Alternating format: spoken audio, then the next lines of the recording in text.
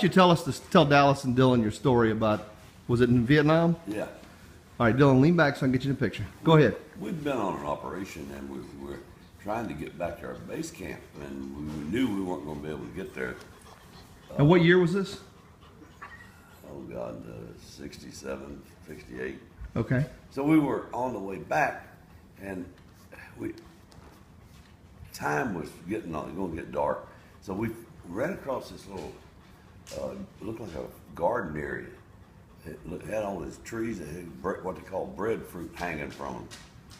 And then I looked down there and saw a little stream running, and somebody had run a pipe up and across and dropped down like you'd take a shower on it or something, you know. We said, well, this is neat. Why don't we just, spend the night here? We pulled all the tanks in there and faced them out. In a circle? Mm-hmm. And as soon as we got them, the engine shut down, we all started jumping off the tanks, whatnot. And I jumped off. I had a M16 and a pistol on me.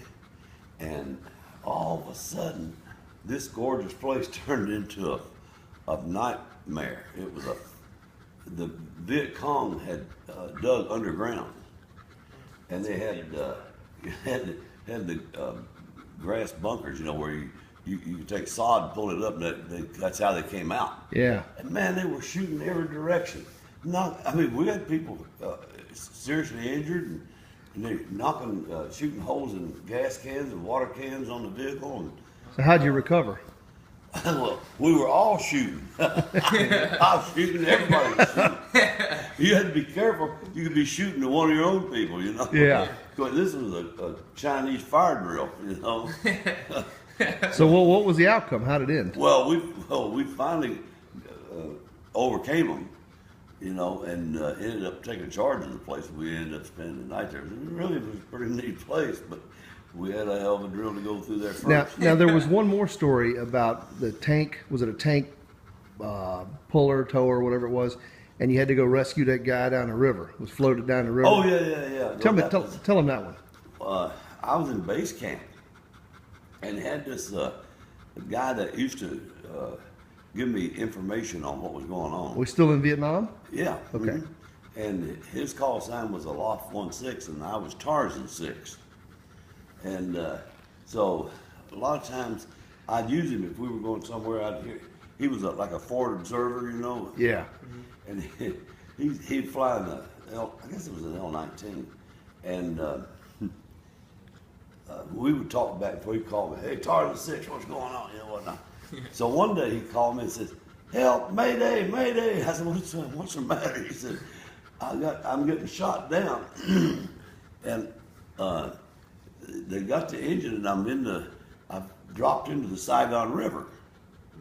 It was right near a little village called Phu Dong. And he said, that's where I am. Well, my base camp wasn't that far away. I said, okay. He said, they're shooting at me in the water, from the bank over there. Yeah. Pretty wide spot right there. Yeah. But he was on the back side of the plane away from him, Right. shielding himself. Yeah. I said, well, let me see what I can do. I grabbed one of the personnel carriers. And tell Dallas and Dylan what a personnel carrier looks like. Well, it's a square box, hauls troops. Right. And it got, to steer it, you have these laterals. Pull it to the right if you lock the right tread, you turn to the right, Right. whatnot. So they're supposed to be able to navigate water. Okay. So I said, okay, I'll take one of these. And I took one down there to the Saigon River and got on there, but it had a little current. And I was having to hold that right lateral all the time to keep from getting swept away from it. Okay. What I should have done was come in a lot further north and then it coached me in. Yeah. But there wasn't nowhere to get in, Okay. So I finally, after a period of time, I finally made it over to where he was.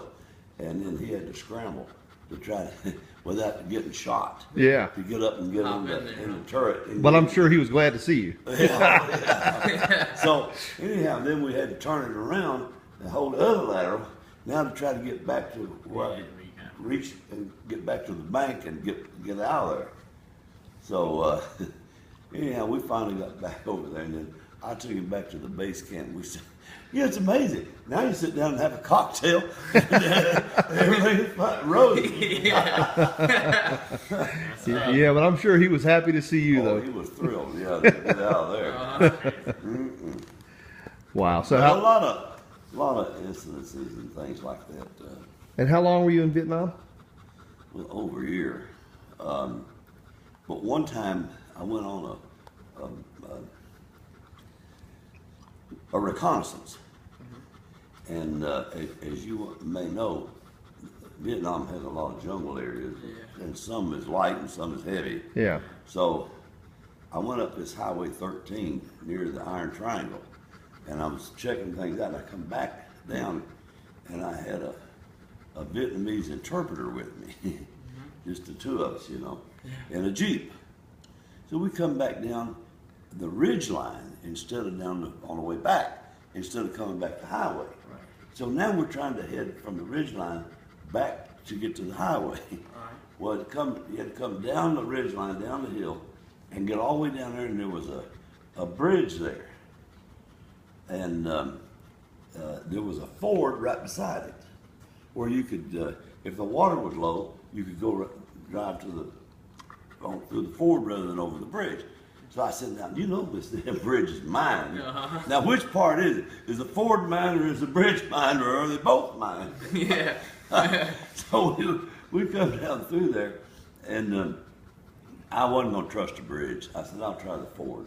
Right. So anyhow, we went across the ford and didn't have a problem.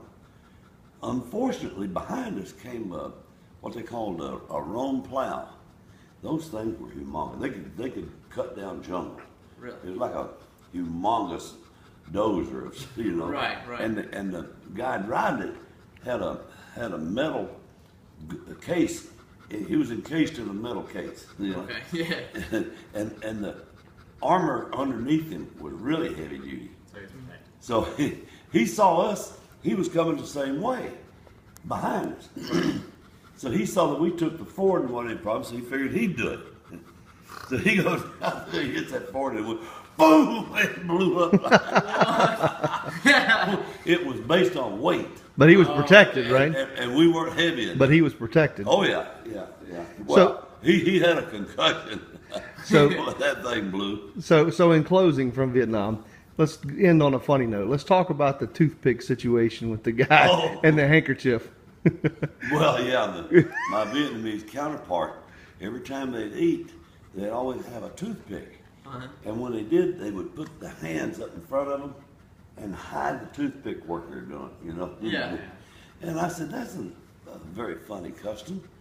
Why do you do that? We just go ahead and use the toothpick. We don't hide it." Right. He said, "Oh, you think that's crazy custom? I'd tell you crazy custom." I said, "What's that?" He said, "You're American.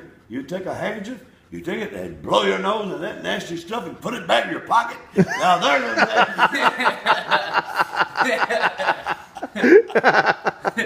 Oh, that's a good one. We'll end this one on that. That's what a wonderful story that was.